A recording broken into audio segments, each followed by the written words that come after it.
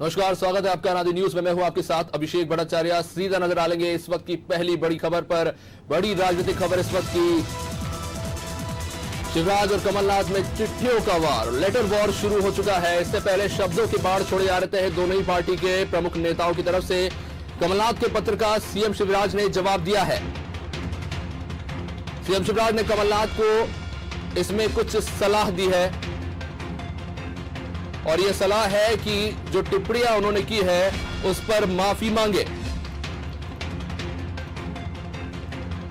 प्रदेश हित में जनता के विकास के बारे में सोचे, इस तरह की टिप्पणियां की गई है।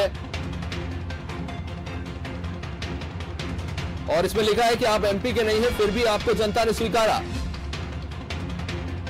आपको बता दें कि इससे पहले मुख्यमंत्री शिवराज सिंह चौहान ने कमलनाथ की इमरती देवी पर दिए गए बयान को लेकर सोनिया गांधी को चिट्ठी लिखी थी और उस चिट्ठी के बाद कमलनाथ ने सीएम शिवराज को चिट्ठी लिखी थी और उस चिट्ठी के बाद अब सीएम शिवराज ने कमलनाथ को चिट्ठी लिखी है और तीन प्रमुख टिप्पणियां इसमें से उभरकर सामने आ रही है। पहली टिप्पणी है आपकी स्क्रीन पर, महिला पर टिप्पणी करने पर माफी मांगने की सलाह दी है। साथ ही साथ कहा है कि प्रदेश में हित और जनता के विकास के बारे में सोचे।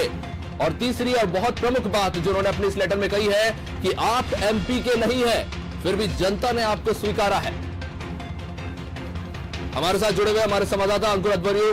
अंकुर, अब तक शब्दों का बाहर चल रहा था बीजेपी और कांग्रेस के अंदर। जो बातें कही गई थी कमलनाथ के द्वारा जनता को संबोधित करते हुए इमरती देवी के लिए, पहले सोनिया गांधी को शिवराज सिंह चौहान ने चिट्ठी लिखी, फिर कमलनाथ ने शिवराज को चिट्ठी लिखी और अब शिवराज ने फिर से कमलनाथ को चिट्ठी लिखी है और कई तीखी टिप्पणियां इन लेटर्स में की गई है।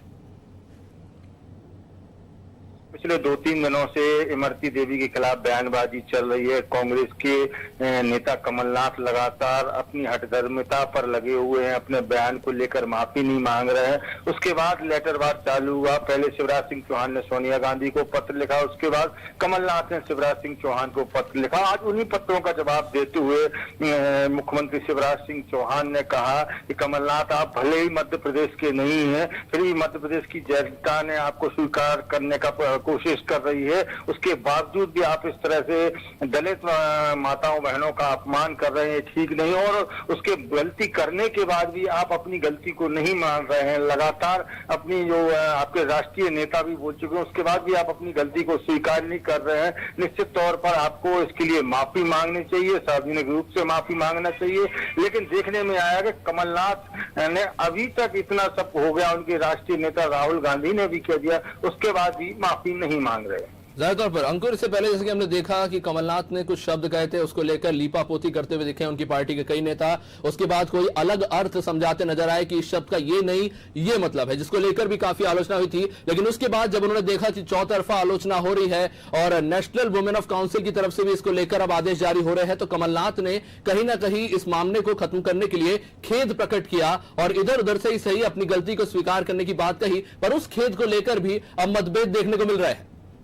जी बिल्कुल, खेद व्यक्त किया है कमलनाथ ने। भाजपा के लोग ये चाहते हैं खेद व्यक्त करने से नहीं, अगर आपने गलती करी है तो आपको उसके लिए इमरती देवी से, प्रदेश की जनता, प्रदेश की महिलाओं से माफी मांगना चाहिए। क्योंकि ये सिर्फ इमरती देवी का अपमान नहीं है, प्रदेश की महिलाओं का अपमान है। आप सिर्फ इतना बोल देते हो कि मैं खेद व्यक्त करता हूँ। एक खेद व्यक्त करना क्या होता है? आपको इसके लिए सार्वजनिक रूप से माफी मांगना चाहिए। आज राहुल गांधी ने भी यही कहा कि मैं कमलनाथ के इस बयान से सहमत नहीं हूँ। उन्होंने एक नाराजगी अपनी एक तरह से जताई और उसके बाद भी कमलनाथ कह रहे हैं कि ये राहुल गांधी की अपनी राय हो सकती है। वो अपने राष्ट्रीय नेतृत्व को भी नहीं मान रहे। निश्चित तौर पर ये अपनी हठधर्मिता में लगे हुए हैं।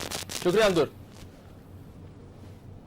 तो शब्दों के बाण के साथ अब लेटर वॉर भी शुरू हो चुका है। शिवराज सिंह चौहान ने कई सारी महत्वपूर्ण चीजें इन लेटर में लिखी है। ये सब शुरू हुआ जहां एक महासभा को संबोधित करते हुए पूर्व मुख्यमंत्री कमलनाथ ने कुछ ऐसे शब्द मंत्री इमरती देवी के लिए कहे, इसको लेकर अभी भी उनकी आलोचना हो रही है। उन्हीं की पार्टी के राष्ट्रीय नेता राहुल गांधी ने भी इनके शब्दों को दुर्भाग्यपूर्ण बताया है।